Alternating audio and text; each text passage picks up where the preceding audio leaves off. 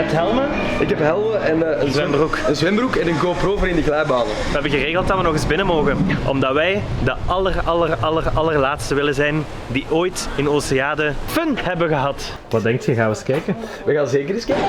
Ja, jij weet de weg, hè? Het is naar hier. Kleedkamer? Ja. Omkleden. Euro erin.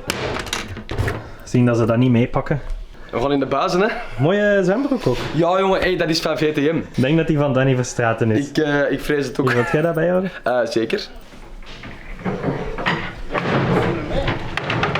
Alles weg.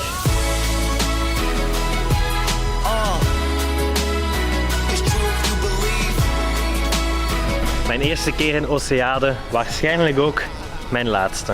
Dit is keitof.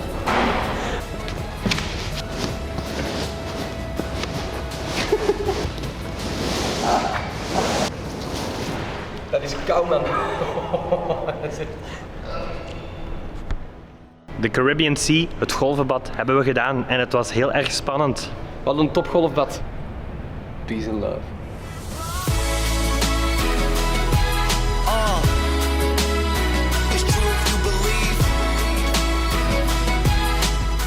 Saunaland. Stress wegwerken? Sauna's zijn al bijna allemaal afgebroken, maar er is er nog één. Ik kan daar wel niet tegen zo warm. Ja, dat is puffen, hè. Ja, echt. Hier zit nog een beetje water in, Virus. Is er nog een beetje wat? Dan gaan we glijden, hè. In het leven moeten fun trappen, hè, mensen. Dus ik dacht, ik pak zo'n band bij. Let's go. There's no water. Yeah, we know. I know we are stupid.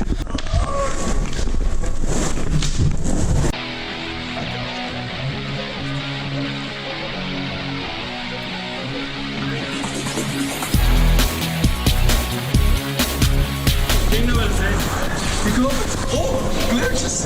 Mooi. Mooi. Oh.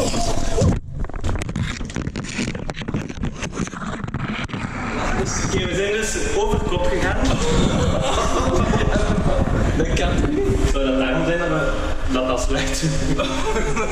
Of er echt wat de fuckers zijn wij eigenlijk. En dan ben je ja, daar gaan we.